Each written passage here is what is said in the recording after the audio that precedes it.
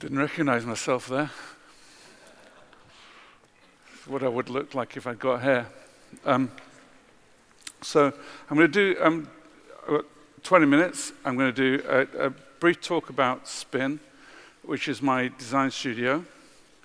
And I've got a little question to ask you. Who has heard of the English game of cricket? If you could put your hands up. Who understands it? Okay. Oh, there's one there. Great. Well, you can help me explain it to everybody else later. We'll do that. We'll do that later on. But the name Spin comes from something to do with cricket. But I'll leave that as a mystery. And I'll also talk a little bit about Unit Editions, which is a publishing company that we set up 5 years ago, which celebrates graphic design, basically. So, first thing I want to touch on is process. It always helps me, at least, to get going with the design if I've got some background to where it's coming from. And I actually enjoy researching different areas. In graphic design, you get to meet so many different kinds of people. You never know what client's going to come up next. And so, with that in mind, I'm going to go through our process quickly and then show you some new work that we've been doing over the last year or so. So books are still great. They're still fantastic pieces of technology. They don't run out of battery. They smell nice. They can look nice. They can feel nice. So I still use a lot of books. My process is basically think, make, then move on. Behind the way that we approach design is essentially a social activity. It's something to be shared with other people that you want to connect with. So design has an element of information in it, but it also should be entertainment too. And as far as social goes, I have this campaign. I don't know how this is going to translate, but it's called Thursday, Friday. And every Thursday, Friday spelled F-R-Y day, every Thursday we sit down and we have a big fry-up together. And we talk about everything but design usually.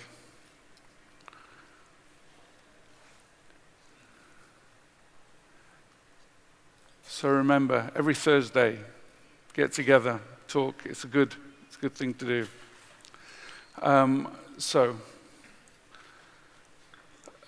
This is a recent project. Just put it up on our website, and it's about collecting.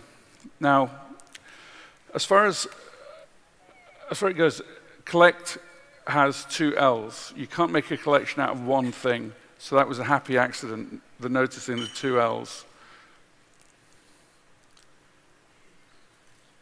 So that means that you can use basically your mark, your graphic mark, as a kind of a seed from which to grow your identity from. And because this collecting is all about art and ceramics and craft, basically, it suggests that you ought to get as much in your life as you possibly can.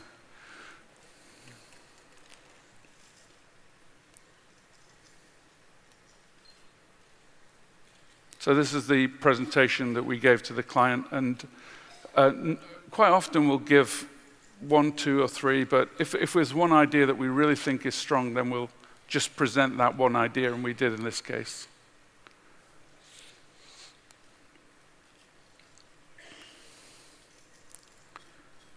We always present T-shirts, but they hardly ever get made, but everybody likes the idea of them. And this is a typeface, this is as far as we got with a typeface at the moment. This is fresh off the block. Last week I think it was Wallpaper Magazine's 20th birthday party. And for this, we made a poster. And the poster was made using this new technology developed by HP, Hewlett-Packard, called Mosaic. And this meant that each poster, using this technology, each poster is an individual poster. So there were 220,000 posters were made, and each one would vary slightly. Each one would be numbered, so if you bought a copy of the magazine with this poster in it, then you'd be getting an individual poster.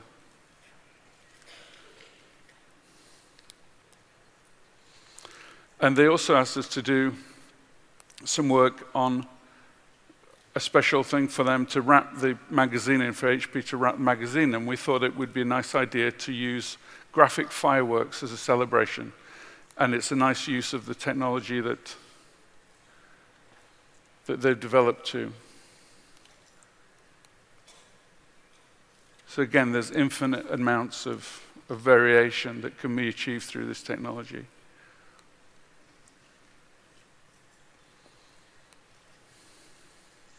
This is actually at the printers at the moment, so I'm sorry I can't show it you finished.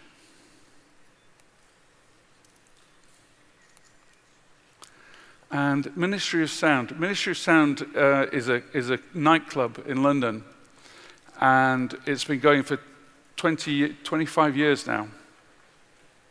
And we were asked to take a look at its identity. And I think this is a nice way of showing the kind of procedure that we go through. So this is the original identity, and it's a very static identity. It doesn't really work that well online, and so we were asked to develop a new response to it.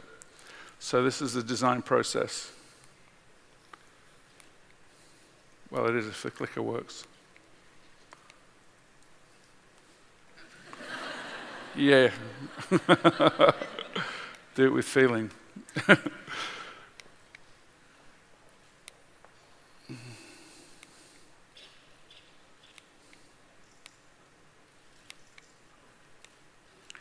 And there we are.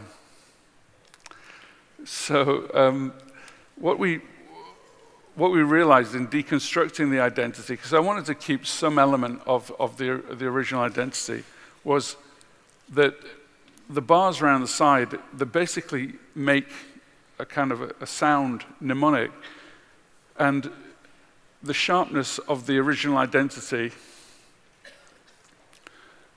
was in the gates, the symbol of the gates, the sharpness of those. So we redrew that identity. Rather than discarding it in 25 years of history, we redrew that and decided to use them both together.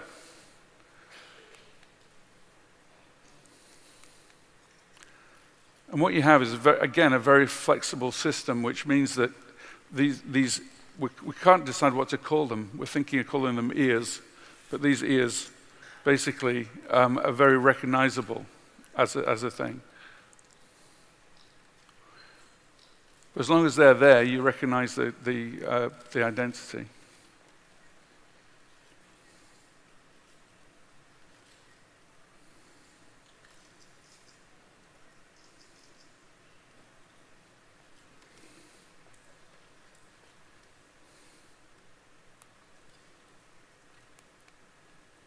And it's just a little playing around with it.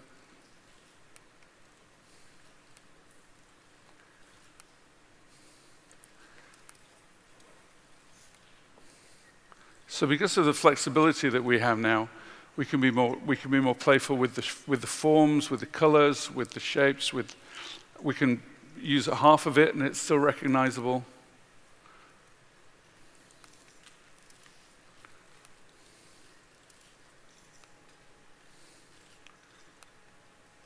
And they have these posters pasted on the outside of the club, and so these are on there at the moment. These posters are on there at the moment. And again, this is work that we showed to the client, so it gives you some idea of our presentation.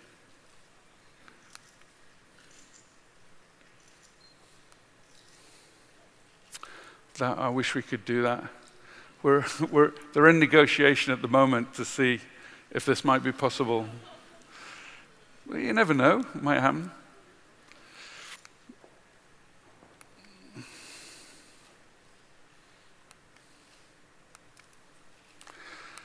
Right, so this is a university for the creative arts. There are basically 4 campuses, and they're just based out, just on the outskirts of London. And I just want to share with you before and after. So this is the identity before. I don't know if it's just me, but if you look at the A, does that remind you of a penis? Once you've seen it, you can't stop seeing it, or I couldn't anyway. But so we were asked to give them a new identity, and a big part of that was research. And a funny thing happened. I have a confession to make. When I have nightmares about being back at design school. I know what I know now, and so I know that whatever solution it is I'm giving to my lecturer is a good one, but they can't see it, and it drives me crazy. But something happened when I was walking around the university, was that I suddenly started to realize the potential that was there for creativity, and I absolutely loved it. I fell in love with the place as we were walking around. I was supposed to be taking pictures of signage, practical pictures, but ended up just taking pictures for my own pleasure, really, and enjoying walking around these rooms that were so pregnant with possibilities. So after a period of consultation with the lecturers and with the students and what have you, I came up with a solution that was based on stencils, because stencils are a marker for process, for when things are being made. And everybody that we talked to all talked about the importance of making. And so I like the idea of an identity that reflected the idea of making, but also an identity that could be flexible and move forward, move on. So you create a whole visual language for it. So this is the first mark. And again, this is the seed. And this is some workings, just to give you an idea of what happens. We find it very useful to print things out and put them on the wall, because that's an inclusive thing to do. That asks people to make comment. And I think just keeping it on your computer and not inviting comments are generally an unhealthy thing to do.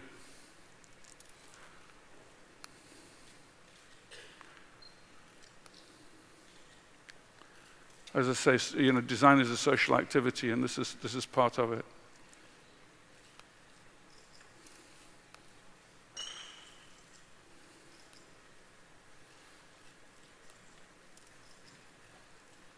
So this is the core identity, and it's flexible. It can move around, but it can also expand out into. And so this is the initial campaign that we created. This was for the football team, for numbers for the back.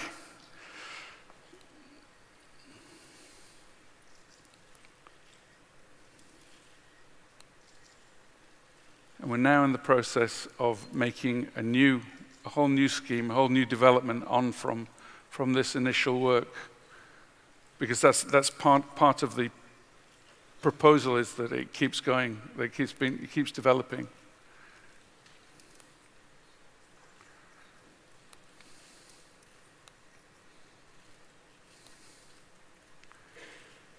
I had a bet with my studio that I could get through this in 20 minutes. I've got half a chance if I keep going. So this was one of the comments from one of the students when we made it, was, it looks like a swastika if you move the matches around. All I would say to that is, that's a big if. If you don't, it doesn't.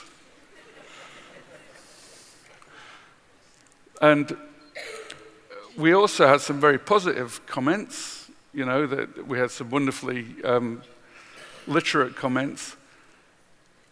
But there's nothing like a student poking at you to, to annoy you. So it looks like something a primary school child designed. If this was the best Spin could do, then they should be disappointed. We did our best, is all I could say. You know, more compliments, very nice. But what I want to know is why the people who comment on these things are always illiterate. And I wish we did get paid 500,000 of anything for it. That would have been very nice. But this one really hurt. That one really hurt. Oh well. What I can report is that this year's students who have ownership of it now are using it everywhere. Actually, a little bit too much, but it's great. They've really taken it on board and they're playing with it, so it's great to see. So this is the advertising section. Unit Editions is the name of our publishing company, and these are some of the books that we're either in the process of creating or are going to create next year. So we just had a successful Kickstarter for Lance Wyman's Visual Diaries. If you don't know who he is, go on Unit Edition's website and find out. He's great. He's an AGI member. And he has this unique body of work where he's collected every single day. He's made marks, he's made designs, and he's put them all in these logbooks to make these. It's something that we all should do as creative people. We should all have these wonderful sketchbooks that we keep our thoughts in an ordered way, but usually we're too much of a mess to do it, or I am anyway, but Lance has done this wonderful thing, and it's like a treasure trove. It shows the creative process in action.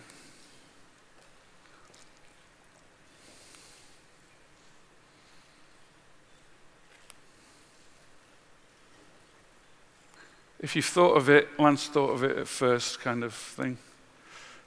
And this one hasn't been released yet, so you're getting a world exclusive on this. This is a book on graphic design and architecture magazines, and it's really interesting how we've made magazines that talk about our craft and our art for many, many years, and how wonderful they are, and how rich visually they are.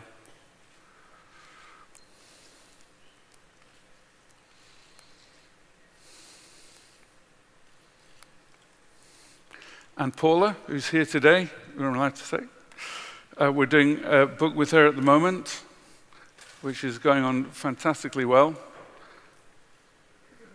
Just give you a quick glimpse into the sheer scope and breadth of her work. It's fantastic.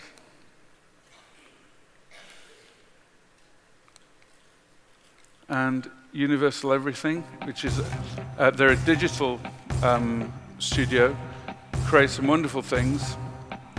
And it's a really interesting kind of process, turning a digital studio, putting that onto paper. But there's more sketching and more mark making than you might think, actually.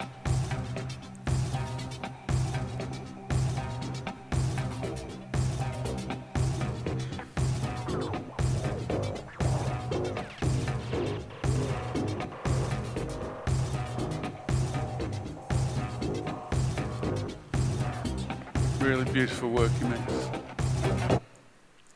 And last but not least, Will Burton will be starting on shortly. Will Burton was is a German national who, at the start of the Nazi Party coming to power in Germany, got a phone call from Goebbels asking him if he'd like to be in charge of their graphic design. He said, "Give me a minute, let me think about it." And he got on a boat and left for America. And he did some absolutely wonderful, wonderful work. Real originator. Is kind of the granddad of information design, really. But it really still stands up his work, I think.